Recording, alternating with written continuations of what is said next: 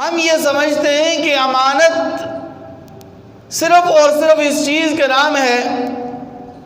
اور ہمارے ہاں امانت کا یہ تصور پایا جاتا ہے کہ کسی نے کوئی چیز آپ کو دی، آپ نے اس کی وہ چیز بطور امانت اپنے پاس رکھ لی، مقررہ مدت کے بعد آپ نے وہ چیز واپس لوٹا دی تو بس یہ امانت ادا ہو گئی۔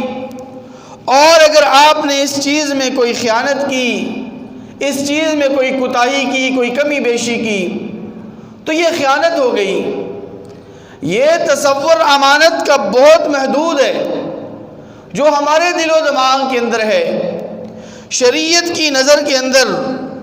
اس امانت کے مفہوم میں بڑی وسعت پائی جاتی ہے۔ اس امانت کا دائرہ بہت وسیع ہے، اور شریعت کی نظر میں امانت کا معنی یہ ہے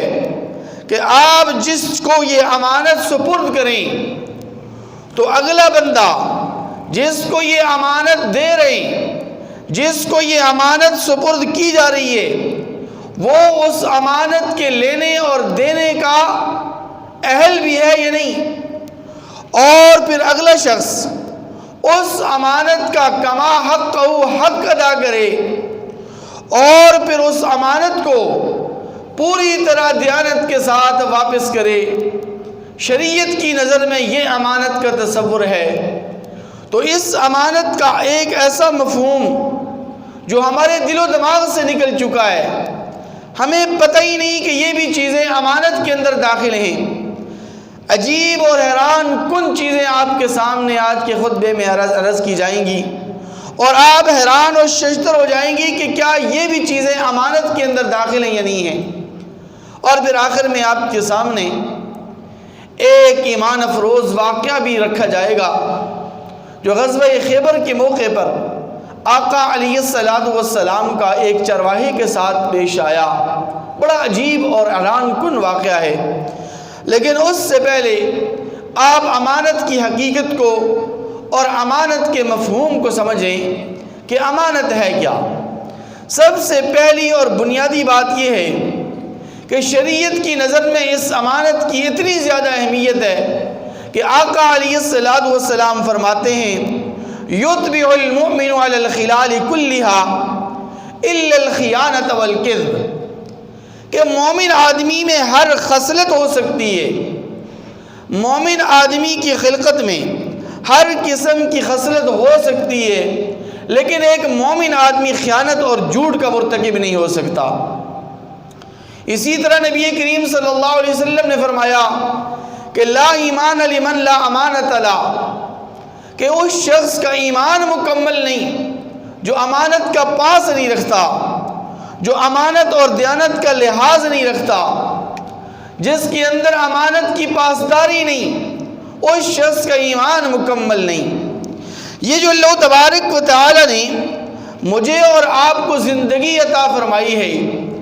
اور اس زندگی میں اللہ تبارک و تعالی نے ہمیں جتنی بھی نعمتیں عطا فرمائی ہیں، یہ ساری کی ساری چیزیں ادھار ہیں۔ ہماری زندگی یہ ادھار ہے، ہماری یہ نعمت ہمیں ملنے والی تمام نعمتیں یہ ادھار کے طور پر ہمیں عطا فرمائی گئی ہیں، اور کوئی بھی عقل مند آدمی،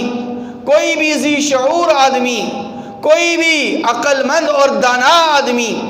اس ادھار والے مال پر، اس ادھار والی زندگی پر، ان ادھار لی ہوئی چیزوں پر فریفتہ نہیں ہوتا، کیونکہ ادھار اور عاریت لی ہوئی چیزوں پر فریفتہ ہونے والے کو دنیا بے وقوف کہتی ہے، کم عقل کہتی ہے، دیوانہ اور مجنون کہتی ہے۔ اللہ تبارک و تعالی نے ہمیں یہ جو زندگی عطا فرمائی اور جو زندگی میں ہمیں نعمتیں عطا فرمائی، یہ کس طرح ادھار ہیں، اس کو آپ چند ایک مثالوں سے سمجھیں۔ دیکھیے، اللہ تبارک و تعالی نے ہمیں یہ زندگی اور ہماری یہ جسمانی جتنی بھی نعمتیں ہیں، یہ تمام کی تمام نعمتیں عارضی طور پر ہمیں عطا فرمائی ہیں۔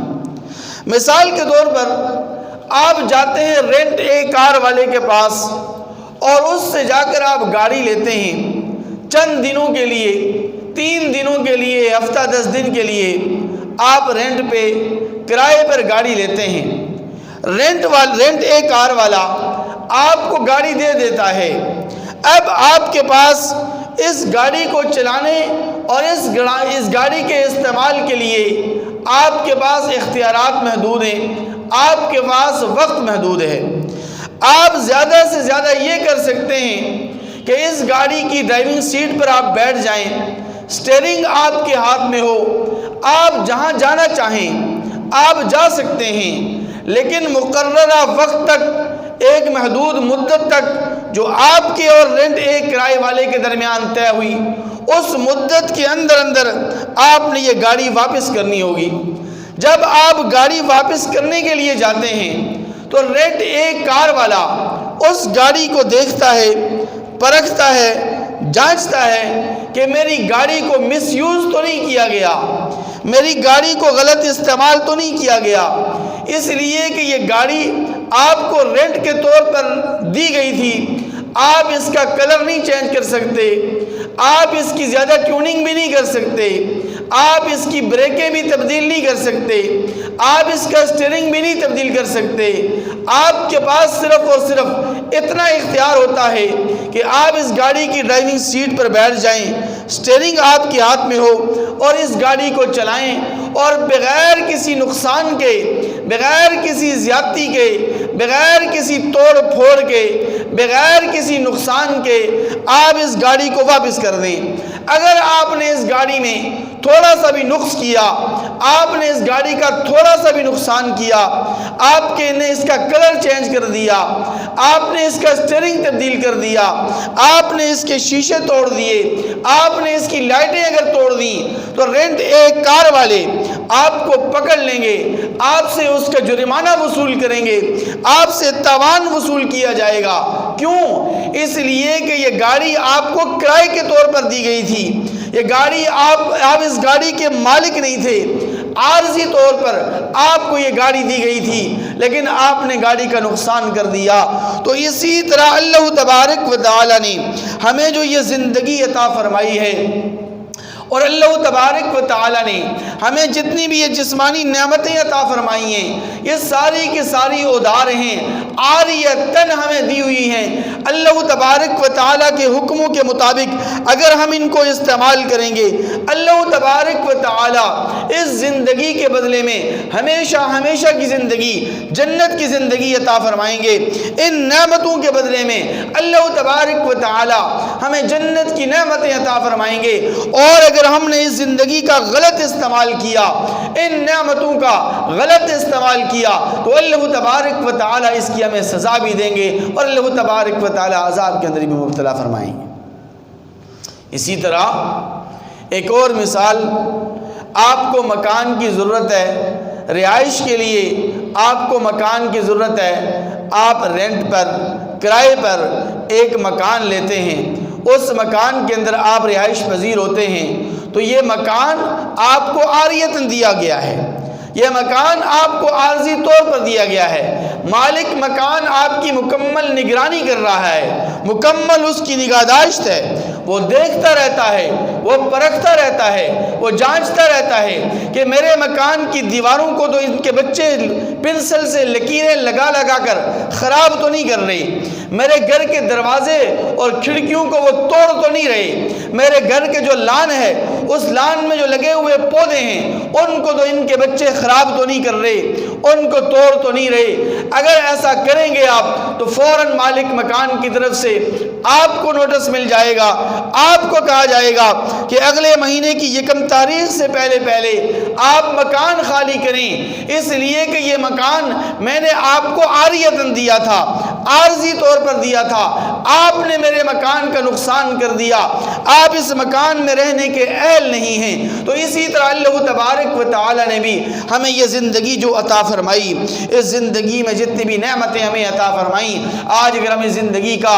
صحیح استعمال کریں گے، ان نعمتوں کو اللہ تبارک و تعالی کے حکم کے مطابق استعمال کریں گے، اللہ ہمیں بدلہ اور اجر اور انعام عطا فرمائیں گے۔ اور اگر ہم نے ان نعمتوں کا مس یوز کیا، ان نعمتوں کا غلط غلط استعمال کیا تو اللہ تبارک و تعالیٰ کی طرف سے سزا بھی ملے گی اور اللہ تبارک و تعالیٰ کی طرف سے عذاب بھی ملے گا۔ ایک امیر باپ ہے، اس امیر باپ کا ایک لاڈلا اور اکلوتا بیٹا ہے۔ یہ امیر باپ اپنے اکلوتے بیٹے سے کہتا ہے کہ میرا اربوں اور کھربوں کا کاروبار ہے، لیکن میں تمہیں صرف 1 کروڑ روپے کا کاروبار لگا کر دیتا ہوں، اور میں دیکھوں گا، میں پرکھوں گا، میں جانچوں گا کہ تمہارے اندر کاروبار کرنے کی کتنی صلاحیت اور استعداد ہے۔ اگر تم اس کاروبار میں کامیاب ہوگے،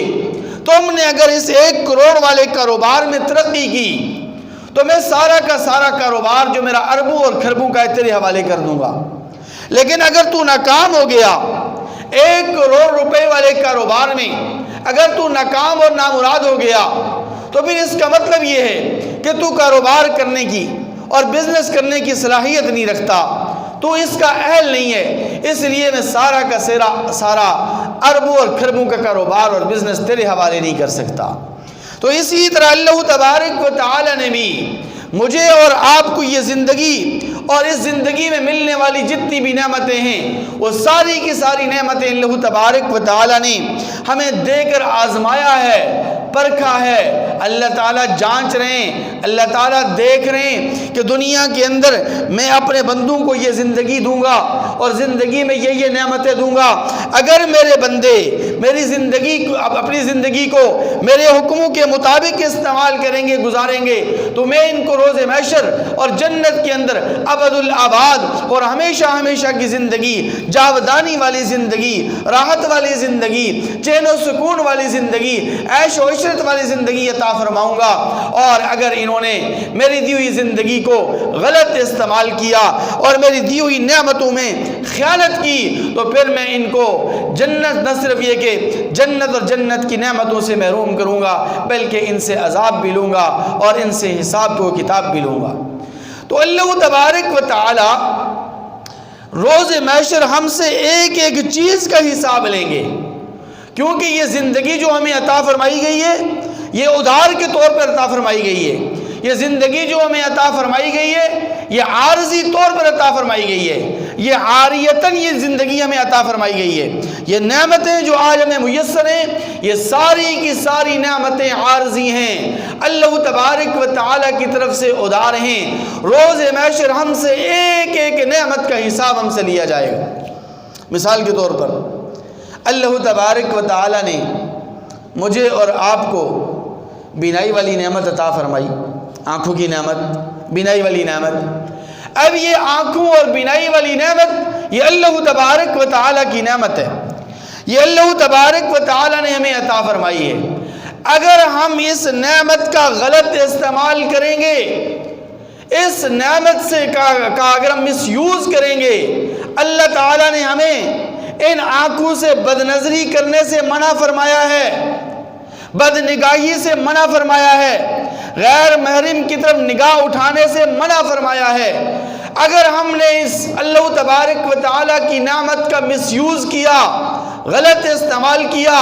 بد نظری کی اور غیر محرم کی طرف اپنی نظریں اٹھاتے رہے اور ہر ایک کو لتاڑتے رہے، ہر ایک کو جھانکتے رہے، تو یاد رکھیے حدیث مبارکہ کے اندر آتا ہے کہ اللہ تبارک و تعالیٰ اس بد نظری کرنے والے کو نہ صرف یہ کہ جہنم میں داخل فرمائیں گے، بلکہ جہنم کے اندر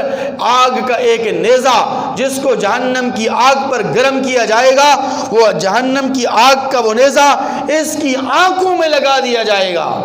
اس کی آنکھوں میں وہ نیزے چبھائے جائیں گے، اور اسے کہا جائے گا کہ دنیا کے اندر میں نے تجھے آنکھوں والی نعمت عطا فرمائی تھی، اس لیے نہیں عطا فرمائی تھی کہ تو اس سے بد نظری کرتا، بد نگاہی کرتا۔ اللہ تبارک و تعالی نے ہمیں کانوں کی سماعت والی نعمت عطا فرمائی، شنوائی والی نعمت اللہ تبارک و تعالی نے عطا فرمائی، قوت سماعت اللہ تبارک و تعالی نے ہمیں عطا فرمائی۔ یہ جو قوت سماعت ہے، یہ اللہ تبارک و تعالی کی بہت بڑی نعمت ہے۔ اس نعمت کا ہم غلط استعمال کریں گے، سمم بکمن عمیون، اللہ تبارک و تعالی روز محشر ہمیں اندھا فرما دیں گے، اللہ تعالی ہمیں بہرا فرما دیں گے، اللہ تبارک و تعالی قوت گویائی سے ہمیں محروم فرما دیں گے، اللہ تبارک و تعالی ہمیں نابینا فرما دیں گے۔ کیوں؟ اس لیے کہ ہم نے اس نعمت کا غلط استعمال کیا۔ اس اللہ تعالیٰ کی نعمت جو بطور امانت ہمیں عطا فرمائی گئی تھی، اس نعمت کے اندر، اس امانت کے اندر ہم نے خیانت کی۔ اللہ تبارک و تعالیٰ دنیا کے اندر ہمیں کھانے کی نعمت عطا فرماتے ہیں، اور اللہ تبارک و تعالیٰ نے ہمیں رزق عطا فرمایا ہے۔ اب یہ تو ہر ایک انسان کا اختیار ہے نا کہ وہ اپنے رزق کو حلال کرے یا حرام کرے۔ اگر ہم رزق حلال کو چھوڑ کر رزق حرام کھائیں گے، اللہ تعالیٰ کے اس رزق حلال والی نعمت کی ناقدری کریں گے، ناشکری کریں گے، اس نعمت کے اندر اور اس امانت کے اندر اگر خیانت کریں گے، اللہ تبارک و تعالیٰ پھر جہنم میں داخل فرما کر ہمیں زقوم کا درخت اللہ تبارک و تعالیٰ کھلائیں گے۔ جہنمیوں کو زقوم کا درخت کھلایا جائے گا۔ ان شجرۃ الزقوم طعام الاثیم،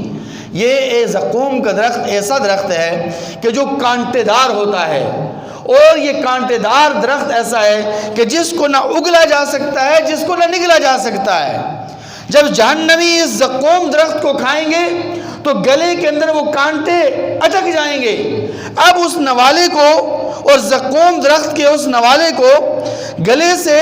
اور حلق سے نیچے اتارنے کی کوشش کریں گے، وہ نیچے اترے گا نہیں، وہ پھنس جائے گا۔ تو پھر یہ پانی مانگیں گے تو اللہ تعالیٰ وَلَا طَعَامٌ إِلَّا مِنْ غِسْلِينَ لَا يَأْكُلُهُ إِلَّا الْخَاطِئُونَ، اللہ تعالیٰ جہنمیوں کی گرم پیپ اور خون پلائیں گے۔ اب وہ جو گرم خون اور پیپ جہنمی پئیں گے تو اس گرم خون اور پیپ پینے کی وجہ سے ان کے پیٹوں کی آنتیں باہر نکل کر گر جائیں گی اور ان کی آنتیں باہر نکل آئیں گی۔ کیوں؟ اس لیے کہ اللہ تعالیٰ فرمائیں گے کہ دنیا کے اندر میں نے تمہیں رزق حلال عطا فرمایا تھا، تم نے میرے اس نعمت کی قدر نہیں کی، تم نے حلال کاروبار کو چھوڑ کر سود کا کاروبار کیا، تم سود کھاتے رہے، سود حرام کھاتے رہے، اس کی وجہ سے اس کے سزا کے طور پر آج تمہیں یہ زقوم درخت کھلایا جا رہا ہے۔ اس زقوم درخت کو کھاؤ اور جہنمیوں کی گرم پیپ اور خون پیتے چلے جاؤ۔ اللہ تعالیٰ نے ہر ایک نعمت کا حساب لینا ہے۔ لباس جو ہم پہنتے ہیں، لباس پر پچھلے جمعے تفصیل سے بات ہو چکی ہے، لباس جو ہم پہنتے ہیں یہ لباس اللہ تبارک و تعالیٰ کی نعمت ہے، یہ لباس اللہ تبارک و تعالیٰ کی امانت ہے۔ آج ہم نے علماء صلحاء کا، نیک لوگوں کا اور سنت لباس کو ہم نے ترک کر دیا ہے، اور ہمارے نزدیک سنت لباس کی، ہمارے نزدیک صلحاء کے لباس کی کوئی قدر و قیمت نہیں۔ آج اگر کوئی آدمی سنت لباس کو چھوڑ کر بغیر کسی وجہ کے، بغیر کسی مجبوری کے صلحاء کے لباس کو چھوڑ کر فرنگیوں کا لباس پہنتا ہے، انگریزوں کا لباس پہنتا ہے، یہود و نصارہ کے لباس کو ترجیح دیتا ہے، تو قرآن مجید کہتا ہے کہ سرابیلہم من قطیران، ان لوگوں کو جو دنیا کے اندر انگریزوں کا، فرنگیوں کا، یہود و نصارہ کا لباس پہن کر بڑے فخر سے چلا کرتے تھے، انہیں قطیران پہنایا جائے گا، انہیں کندک کا بنا ہوا لباس پہنایا جائے گا، انہیں اسفر لباس پہنایا جائے گا۔ اب یہ جو لباس ہے جس کو کندک کا لباس کہا گیا، یہ لباس اتنا بدبودار ہے، اتنا بدبودار ہے کہ فقہاء کرام نے لکھا ہے کہ اگر سارے کے سارے انسانوں کو، سارے کے سارے جانوروں کو، سارے کے سارے چرند اور پرند کو ایک چٹیل میدان میں لا کر ان پر موت واقع کر دی جائے، ان کی لاشیں گل اور سڑ جائیں، تو ان تمام انسانوں کی، ان تمام حیوانات کی، ان تمام چرند اور پرند کی اتنی بدبو نہیں ہوگی کہ جتنی بدبو اس گندک لباس کی ہوگی جو جہنمیوں کو پہنایا جائے گا۔ اور کیوں پہنایا جائے گا؟ ایک تو ہے مجبوری، ڈیوٹی کے دوران ادارے کی پالیسیاں، پرائیویٹ سرکاری ادارے کی پالیسیاں ایسی ہیں کہ آپ مجبور ہیں، آپ اسلامی لباس نہیں پہن سکتے، آپ مجبور ہیں، تو ہو سکتا ہے اللہ تبارک و تعالی آپ کو معاف فرما دے، آپ کے عذر کو قابل قبول قرار دے دے۔ لیکن کیا ڈیوٹی کے بعد عام فنکشنوں میں، عام پارٹیوں میں، عام حالات کے اندر آپ اسلامی لباس کو ترجیح دیتے یا نہیں دیتے؟ عام پروگراموں کے اندر، عام محافل کے اندر جب آپ جاتے ہیں، وہاں آپ کو کون سے لباس میں ملبوس ہو کر جاتے ہیں؟ اس لیے یہ لباس اللہ تبارک و تعالیٰ کی بہت بڑی نعمت ہے، اس کا حساب ہم سے لیا جائے گا۔ اللہ تبارک و تعالیٰ نے ہمیں مکان کی صورت میں ایک نعمت عطا فرمائی، اللہ تعالیٰ روز محشر اس کا بھی حساب لیں گے۔ اللہ تعالیٰ فرمائیں گے کہ میں نے تمہیں یہ مکان اس لیے نہیں دیا تھا کہ تم اس مکان کے اندر 24 گھنٹے ہالی ووڈ بالی ووڈ فلمیں دیکھتے رہو، ہر وقت تمہارے گھر سے فلموں کی ڈراموں کی آوازیں آتی رہیں، ہر وقت تمہارے گھروں سے میوزک کی آوازیں آتی رہیں۔ اگر تم نے میری اس نعمت کی ناقدری کی ہے تو پھر آؤ میں تمہیں ایک مکان ضیقا، ایک تنگ مکان دیتا ہوں۔ وہ تنگ مکان ایسا تنگ مکان ہوگا جو جہنمیوں کو ملے گا، جو گھر کے مکان کی نعمت کی ناقدری والوں کو ملے گا، کہ جس مکان اس تنگ مکان کے اندر انسان کی پسلیاں آپس میں جگڑ کر ٹوٹ ٹوٹ کر بکھر جائیں گی۔ وہاں پر وہ موت مانگے گا، دعوا ہنالک ثبورا، یا ربا یہاں سے تو موت اچھی ہے، یا اللہ اس مکان سے تو موت اچھی ہے۔ اللہ فرمائیں گے لا تدعوا اليوم ثبورا واحدا وادعوا ثبورا کثیرا، آج تم جتنی زیادہ مرتبہ موت کو مانگو، آج کے دن تمہیں موت نہیں عطا کی جائے گی، کیونکہ موت تمہیں ایک مرتبہ عطا کی جا چکی ہے اور دنیا کے اندر تم نے میرے مکان والی نعمت کی ناقدری کی تھی۔ اللہ نے حساب لینا ہے۔ ساری چیزیں ہمارے پاس عارضی ہیں، ساری چیزیں اللہ تبارک و تعالیٰ نے ہمیں عارضی طور پر عطا فرمائی ہیں۔ میرے بھائیوں، میں بار بار یہ بات عرض کر رہا ہوں، اور اس لیے عرض کر رہا ہوں کہ ہمارے معاشرے کے اندر اس شہوت کا غلط استعمال عام ہوتا چلا جا رہا ہے۔ اللہ تعالیٰ نے انسان کے اندر یہ جنسی خواہش رکھی ہے، لیکن اللہ تبارک و تعالیٰ نے اس جنسی خواہش کی تسکین کے لیے ایک حلال راستہ بھی ہمیں بتلا دیا ہے۔ نکاح کا راستہ ہے، نکاح کرو، شادیاں کرو، نکاح کر کے شادی کر کے اپنی اس جنسی خواہش کو پورا کرو۔ لیکن جو آدمی حلال راستے کو چھوڑ کر، نکاح کو چھوڑ کر، حلال اور جائز طریقے کو چھوڑ کر بدکاری کرتا ہے، منہ کالا کرتا ہے یا کرتی ہے، کرتا ہے یا کرتی ہے، زنا کرتا ہے یا کرتی ہے، بدکاری کرتا ہے یا کرتی ہے، روز محشر حدیث مبارکہ کے اندر آتا ہے کہ اس کو ایک غار کے اندر پھینک دیا جائے گا، اس غار کا منہ بند کر دیا جائے گا، اور اللہ تبارک و تعالیٰ کی طرف سے اس کے جسم کے ہر حصے پر اتنے بڑے بڑے سانپ اور بچھو دوڑا دیے جائیں گے کہ وہ سانپ اور بچھو ایک ڈنگ مارتا ہے تو وہ ڈنگ اتنا بڑا ہے کہ جیسے کہ دنیا کے ایک اونٹ کے بقدر۔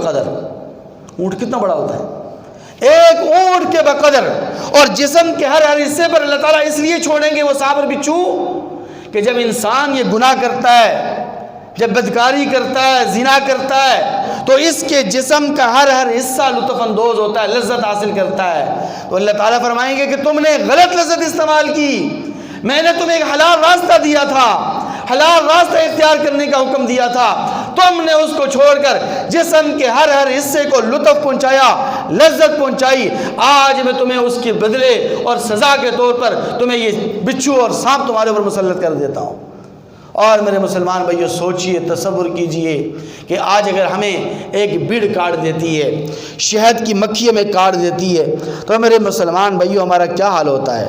کتنے تڑپ جاتے ہیں، کتنے ہم بے چین ہو جاتے ہیں۔ اور اگر وہ سانپ اور بچھو کہ جن کی تفصیل میں نے آپ کے سامنے عرض کی کہ وہ اتنے بڑے بڑے بچھو ہوں گے، ان کا ڈنگ اتنا بڑا ہوگا کہ ایک اونٹ کے بقدر اس کا ڈنگ ہے، جب وہ کاٹیں گے، بار بار کاٹیں گے، جسم کے ہر حصے کو کاٹیں گے، تو ہمارا کیا عالم ہوگا؟ تو میرے بھائیو یہ گناہ بھی خیانت ہیں۔ آج کے فلاسفر آپ سے پوچھیں گے، آپ سے کہیں گے کہ بھئی گناہ کیسے خیانت ہو گئی؟ بھئی میں نے شروع میں عرض کیا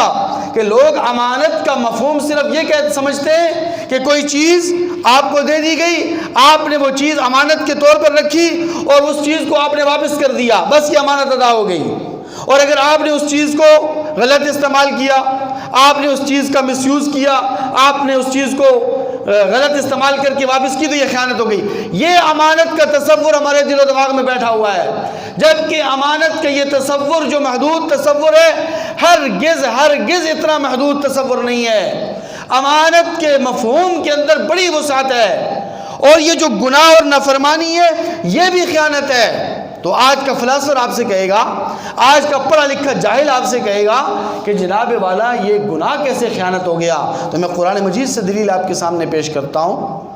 قرآن مجید کہتا ہے یعلم خائنۃ الاعین وما تخفی الصدور، کہ تم جو آنکھوں سے خیانت کرتے ہو نا، تم جو آنکھوں سے خیانت کرتے ہو، اللہ تبارک و تعالی تمہاری ان آنکھوں کی خیانت کو بھی جانتا ہے۔ تو آنکھوں کی خیانت کیا ہے؟ بد نظری ہے۔ بد نظری گناہ یا نہیں ہے؟ سارے بولیں، جو سمجھتے ہیں وہ تو بولیں جی۔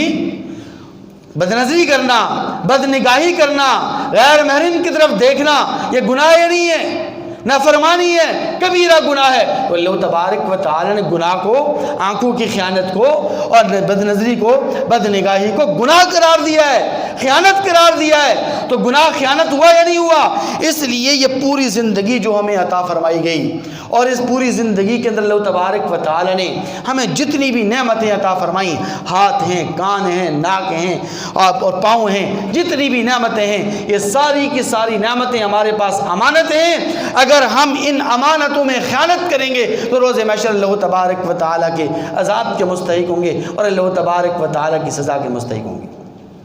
تو شروع میں نے عرض کیا تھا، بات رہ نہ جائے، کہ امانت کے اندر دیانت یہ کتنی زیادہ اہمیت کی حامل ہے۔ اس کا اندازہ اب اس بات سے لگائیے کہ غزوہ خیبر کا موقع ہے، آقا علیہ الصلوۃ والسلام نے خیبر کے قلعوں کا محاصرہ کیا ہوا ہے۔ ایک چرواہا آپ کی خدمت میں آتا ہے، بکریاں چرانے والا، اور وہ آ کر عرض کرتا ہے کہ حضور آپ کی دعوت کیا ہے؟ حضور فرماتے ہیں میری دعوت دعوت اسلام ہے۔ آقا علیہ الصلوۃ والسلام کی دعوت اسلام کو قبول کر کے وہ کلمہ شہادت پڑھ کے مسلمان ہو جاتا ہے، اشہد ان لا الہ الا اللہ و اشہد ان محمد عبدہ و رسولہ۔ مسلمان ہونے کے بعد وہ آقا علیہ الصلوۃ والسلام سے پوچھتا ہے کہ حضور اب میرے لیے کیا حکم ہے، اب میں نے کیا کرنا ہے؟ آقا علیہ الصلوۃ والسلام نے فرمایا اس وقت نماز کا وقت نہیں کہ میں تجھے نماز کا حکم دوں، رمضان کا مہینہ ہے نہیں کہ میں تجھے روزہ رکھنے کا حکم دوں، زکوٰۃ کا تم صاحب نصاب نہیں کہ میں تجھے زکوٰۃ کی ادائیگی کا حکم دوں، حج کا موقع نہیں کہ تمہیں حج بیت اللہ کی سعادت حاصل کرنے کا حکم دوں۔ اس وقت تو ایک ہی عبادت ہو رہی ہے، وہ میدان جہاد کے اندر ہے، تلواروں کے سائے تلے زندہ ہو رہی ہے، اسی عبادت کے اندر تو شامل ہو سکتا ہے، لیکن اس سے پہلے ایک اور کام جو جہاد سے بھی زیادہ اہمیت کا حامل ہے، ایک اور کام جو جہاد کی عبادت سے بھی زیادہ ضروری اور اہم ہے، اور وہ اہم کام یہ ہے کہ یہ جو بکریاں تیرے پاس ہیں، یہ بکریاں تیرے مالک کی امانت ہیں، پہلے جا اور جا کر یہ اپنے مالک کی بکریاں واپس لوٹا کے آ۔ میدان جہاد کے اندر امانت کا اتنا پاس، امانت کا اتنا لحاظ کہ میدان جہاد کے اندر کفار مسلمانوں کے خون کے پیاسے ہوتے ہیں، مسلمان کفار کے خون کے پیاسے ہوتے ہیں، تلواروں کے سائے تلے جنگ لڑی جا رہی ہوتی ہے۔ اس موقع کے اوپر بھی آقا علیہ الصلوۃ والسلام نے امانت کا اتنا پاس رکھا ہے، امانت کا اتنا لحاظ رکھا ہے، امانت کی پاسداری کا اتنا اہتمام کیا ہے کہ آقا علیہ الصلوۃ والسلام نے اس اسود نامی چرواہے سے کہا کہ جاؤ، جا کر پہلے یہ امانت واپس لوٹا کے آؤ۔ وہ امانت واپس لوٹا کے آتا ہے، بکریاں مالک کے حوالے کر کے آتا ہے، اور آقا علیہ السلام سے پوچھتا ہے کہ حضور اب میرے لیے کیا حکم ہے؟ آقا علیہ الصلوۃ والسلام فرماتے ہیں کہ بس اس وقت ایک ہی عبادت ہو رہی ہے، جا میدان جہاد کے اندر کود جا اور جا کر اس عبادت کو سر انجام دے۔ آقا علیہ الصلوۃ والسلام سے وہ چرواہا عرض کرتا ہے کہ حضور اگر میں اس میدان جہاد کے اندر کودتا ہوں، شہید ہو جاتا ہوں، جان آفری کے حوالے ہو جاتی ہے، مر جاتا ہوں، شہید ہو جاتا ہوں، تو پھر مجھے کیا ملے گا؟ آقا علیہ الصلوۃ والسلام نے فرمایا کہ اگر تو زندہ واپس آیا تو غازی بنے گا، اللہ تعالیٰ پچھلے تیرے تمام گناہوں کو معاف فرما دیں گے، اور اگر تو شہید ہو گیا اللہ تعالیٰ تجھے جنت عطا فرمائیں گے، جنت کی نعمتیں عطا فرمائیں گے، جنت کے حور و غلمان عطا فرمائیں گے، جنت کی شراب و کباب و شباب تمہیں عطا فرمائیں گے۔ اللہ تبارک و تعالیٰ تجھے آخرت کی تمام تر سرخرویاں اور کامیابیاں اور کامرانیاں عطا فرمائیں گے۔ حضور کے فرمان سن کر وہ میدان جہاد میں کودتا ہے، جذبے سے لڑتے لڑتے کفار کو جہنم واصل کرتے کرتے خود شہید ہو جاتا ہے۔ صحابہ کرام اس کے ارد گرد جمع ہو جاتے ہیں، ہر ایک دیکھتا ہے اور دیکھ کر کہتا ہے کہ پتہ نہیں یہ اجنبی شخص کون ہے، اس کو ہم پہچانتے نہیں، کالے رنگ کا ہے، اسود نامی یہ چرواہا ہے، اس کو ہم میں سے کوئی پہچانتا نہیں ہے۔ آقا علیہ الصلوۃ والسلام کی خدمت مسجد اقدس میں پہنچتے ہیں، آقا علیہ السلام تشریف لے آتے ہیں، آقا علیہ السلام اس کی لاش کے سرہانے کھڑے ہو کر آقا علیہ السلام فرماتے ہیں، او میرے یارو، او میرے جان نثارو، او میرے وفاش یارو، تم اس کو نہیں پہچانتے لیکن میں اس کو پہچانتا ہوں، تم اسے نہیں پہچانتے لیکن میرا رب اسے پہچانتا ہے۔ یہ وہ اسود نامی چرواہا ہے کہ جس نے پوری زندگی میں ایک رکعت نماز بھی نہیں پڑھی، یہ وہ اسود نامی چرواہا ہے کہ جس نے پوری زندگی میں ایک روزہ بھی نہیں رکھا، 1 روپیہ زکوٰۃ بھی ادا نہیں کی، ایک مرتبہ حج بیت اللہ کی سعادت بھی اس نے حاصل نہیں کی، کوئی اس نے تسبیح نہیں پڑھی، کوئی اس نے تحمید نہیں کری، بس یہ صرف اور صرف وہ اسود نامی چرواہا ہے کہ جو کلمہ شہادت پڑھ کر میدان جہاد کے اندر کودا ہے، بغیر کسی اور عمل کیے ہوئے یہ جنت کے اندر پہنچ چکا ہے۔ میری نبوت والی آنکھیں دیکھ رہی ہیں کہ اللہ تبارک و تعالی نے نہ صرف یہ کہ اسے جنت عطا فرمائی ہے بلکہ اس کو اللہ تعالی نے جنت الفردوس کے اندر اعلیٰ مقام عطا فرمایا ہے، اور میری نبوت والی آنکھیں دیکھ رہی ہیں کہ اللہ تبارک و تعالی نے اس کی سیاہ رنگت کو سفیدی کے اندر تبدیل فرما دیا ہے، اور میری نبوت والی آنکھیں اس بات کی گواہی دے رہی ہیں کہ اللہ تبارک و تعالی نے اس کے پسینے کی بدبو کو خوشبو عنبر سے تبدیل فرما دیا ہے۔ امانت کے اندر دیانت، امانت کا پاس، امانت کا لحاظ رکھنا بہت زیادہ ضروری ہے۔ آج ہمارے معاشرے کے اندر امانت میں خیانت بہت زیادہ عام ہے۔ نبی کریم صلی اللہ علیہ وسلم نے فرمایا، لا ایمان لمن لا امانت لا، جو امانت کا پاس نہیں رکھتا، جو امانت کا لحاظ نہیں رکھتا، اس کا ایمان مکمل نہیں ہے، اس کا ایمان کامل نہیں ہے۔ اس لیے میرے مسلمان بھائیوں، اس خیانت والے گناہ سے اپنے آپ کو بچائیں۔ اللہ تعالیٰ ہمیں عمل کرنے کی توفیق نصیب۔